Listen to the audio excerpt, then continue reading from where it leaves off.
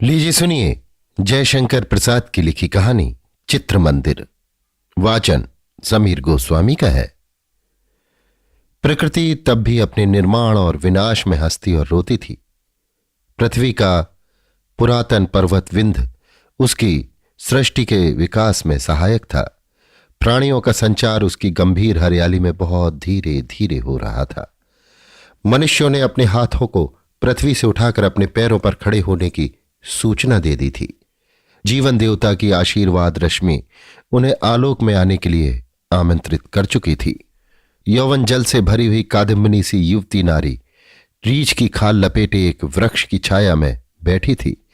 उसके पास चकमक और सूखी लकड़ियों का ढेर था। छोटे छोटे हिरणों का झुंड उसी स्रोत के पास जल पीने के लिए आता। उन्हें पकड़ने की ताक में युवती बड़ी देर से बैठी थी, क्योंकि उस काल में भी शस्त्रों से आखेट नर ही करते थे और उनकी नारियां कभी कभी छोटे मोटे जंतुओं को पकड़ लेने में अभ्यस्त हो रही थी। स्रोत में जल कम था। वन्य कुसुम धीरे धीरे बहते हुए एक के बाद एक आकर माला की लड़ी बना रहे थे। युवती ने उनकी विलक्षण पंखुड़ियों को आश्चर्य से देखा।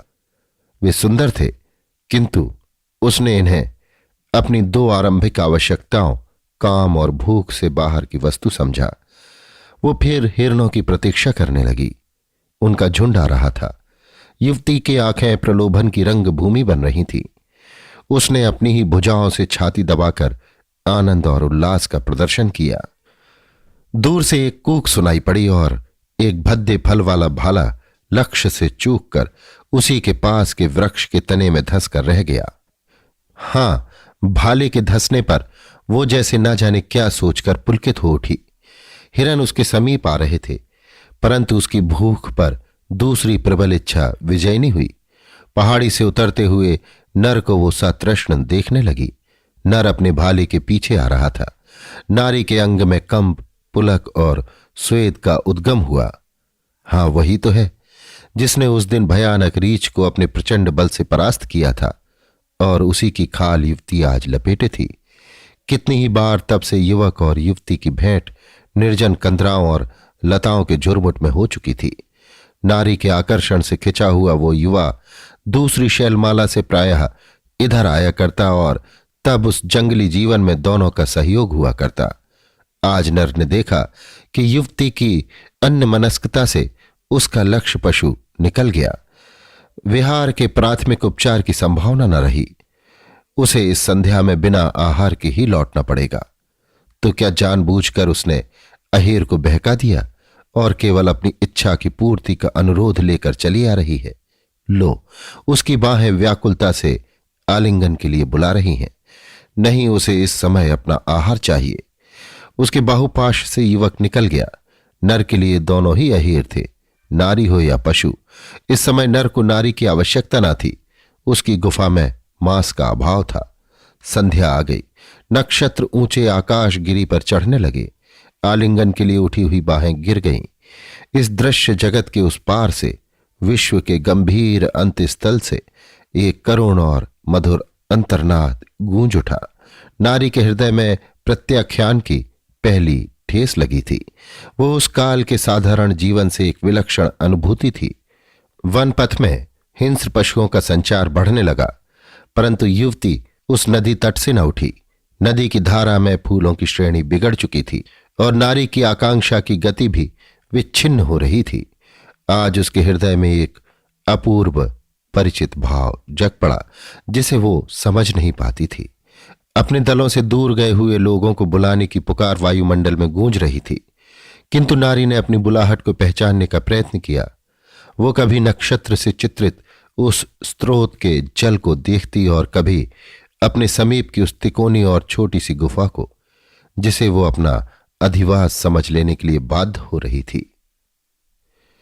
रजनी का अंधकार क्रमशः सघन हो रहा था। नारी बारंबार अंगड़ाई लेती हुई सो गई। तब भी आलिंगन के लिए उसके हाथ नींद में उठते और गिरते थे।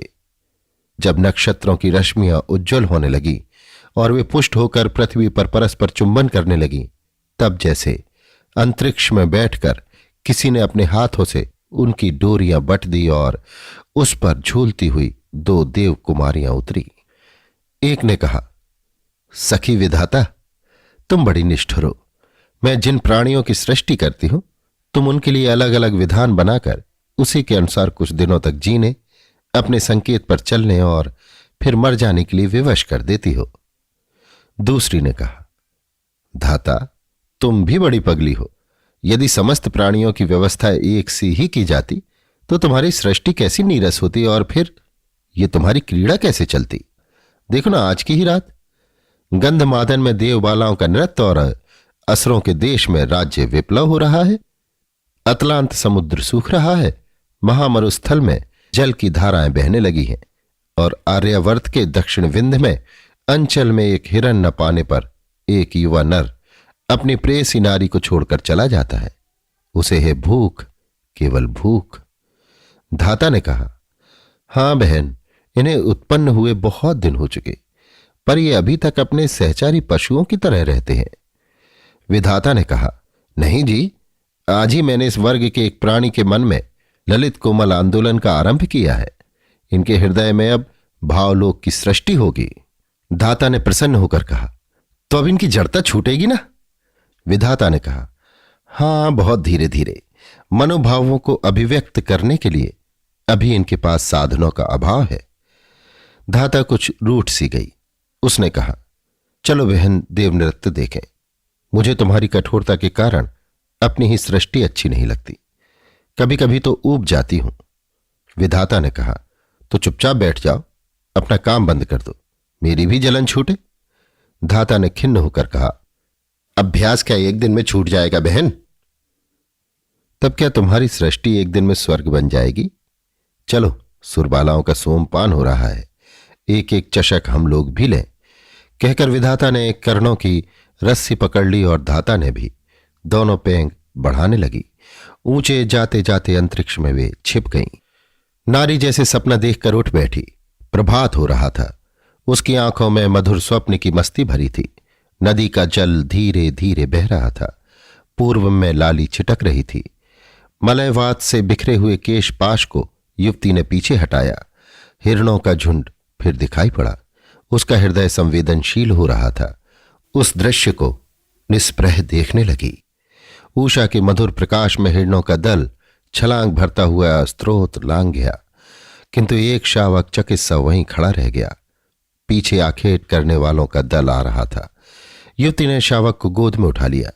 दल के और लोग तो स्रोत के संकीर्ण तट की ओर दौड़े, किंतु वो परिचित युवक युवती के पास चला आया। नारी ने उसे देखने के लिए मुंह फिराया था कि शावक की बड़ी बड़ी आंखों में उसे अपना प्रतिबिंब दिखाई पड़ा। क्षण भर के लिए तन्मय होकर उन निरीह नयनों में नारी अपनी छाया देखने लगी। नर की पाशव प्रवृत्ति जग पड़ी। वो अब भी संध्या की घटना को भूल न सका था। उसने शावक छीन लेना चाहा। सहसा नारी में अद्भुत परिवर्तन हुआ। शावक को गोद में चिपकाए जिधर हिरन गए थे उसी ओर वो भी दौड़ी। नर चकित सा खड़ा रह गया। नारी हिरणों का अनुसरण कर रही थी। नाले, खोह और छोटी पहाड़ियां, फिर नाला और समतल भूमि। वो दूर हिरणों का झुंड वहीं कुछ दूर बराबर आगे बढ़ी जा रही थी। आखेट के लिए उन आदिम नरों का झुंड बीच बीच में मिलता, परंतु उसे क्या, वो तो उस झुंड के पीछे चली जा रही थी जिसमें काली पीठ वाले 2 हिरन आगे आगे चौकड़ी भर रहे थे। एक बड़ी नदी के तट पर, जिसे लांघना असंभव समझकर हिरणों का झुंड खड़ा हो गया था, नारी रुक गई। शावक को उनके बीच में उसने छोड़ दिया। नर और पशुओं के जीवन में वो एक आश्चर्यपूर्ण घटना थी। शावक अपनी माता के स्तनपान करने लगा। युवती पहले पहल मुस्कुरा उठी। हिरणों ने सिर झुका दिए। उनका विरोध भाव जैसे नष्ट हो चुका था। वो लौटकर अपनी गुफा में आई। चुपचाप थकी सी पड़ रही। उसके नेत्रों के सामने 2 दृश्य थे। एक में प्रकांड शरीर वाला प्रचंड बलशाली युवक चकमक के फल का भाला लिए पशुओं का अहेर कर रहा था। दूसरे में वो स्वयं हिरणों के झुंड में घिरी हुई खड़ी थी। एक में भय था, दूसरे में स्नेह। दोनों में कौन अच्छा है वो निश्चय न कर सकी। नारी की दिनचर्या बदल रही थी। उसके हृदय में एक ललित भाव की सृष्टि हो रही थी। मानस में लहरें उठने लगी थी। पहला युवक प्रायः आता, उसके पास बैठता और अनेक चेष्टाएं करता, किंतु युवती अचल पाषाण प्रतिमा की तरह बैठी रहती। एक दूसरा युवक भी आने लगा था। वो भी अहेर का मांस या फल कुछ ना कुछ रख ही जाता। पहला इसे देखकर दांत पीसता, नस चटकाता, उछलता कूदता और हाथ पैर चलाता था। तब भी नारी ना तो विरोध करती ना अनुरोध। उन क्रोधपूर्ण हुंकारों को जैसे वो सुनती ही ना थी। ये लीला प्रायः नित्य हुआ करती। वो एक प्रकार से अपने दल से निर्वासित उसी गुफा में अपनी कठोर साधना में जैसे निमग्न थी। एक दिन उसी गुफा के नीचे नदी के पुलिन में एक वराह के पीछे पहला युवक अपना भाला लिए दौड़ता आ रहा था। सामने से दूसरा युवक भी आ गया और उसने अपना भाला चला ही दिया। चोट से विकल वराह पहले युवक की ओर लौट पड़ा, जिसके सामने दो अहेर थे। उसने भी अपना सुदीर्घ भाला कुछ कुछ जान में और कुछ अनजान में फेंका। वो क्रोध मूर्ति था। दूसरा युवक छाती ऊंची किए हुए आ रहा था। भाला उसमें घुस गया। उधर वराह ने अपनी पैनी डाढ़ पहले युवक के शरीर में चुभो दी। दोनों युवक गिर पड़े। वराह निकल गया। युवती ने देखा, वो दौड़कर पहले युवक को उठाने लगी, किंतु दल के लोग वहां पहुंच गए। उनकी घृणापूर्ण दृष्टि से आहत होकर नारी गुफा में लौट गई। आज उसकी आंखों से पहले पहल आंसू भी गिरे। एक दिन वो हंसी भी थी। मनुष्य जीवन की ये दोनों प्रधान अभिव्यक्तियां उसके सामने क्रम से आई। वो रोती थी और हंसती थी फिर रोती थी। वसंत बीत चुका था। प्रचंड ग्रीष्म का आरंभ था। पहाड़ियों से लाल और काले धातु राग बहने लगे थे। युवती जैसे उस जड़ प्रकृति से अपनी तुलना करने लगी। उसकी एक आंख से हंसी और दूसरे से आंसू का उद्गम हुआ करता और वे दोनों दृश्य से प्रेरित किए रहते। नारी ने इन दोनों भावों की अभिव्यक्ति को स्थायी रूप देना चाहा। शावक की आंखों में उसने पहला चित्र देखा था। कुचली हुई वेतस की लता को उसने धातु राग में डुबोया और अपनी तिकोनी गुफा में पहली चितेरिन चित्र बनाने बैठी।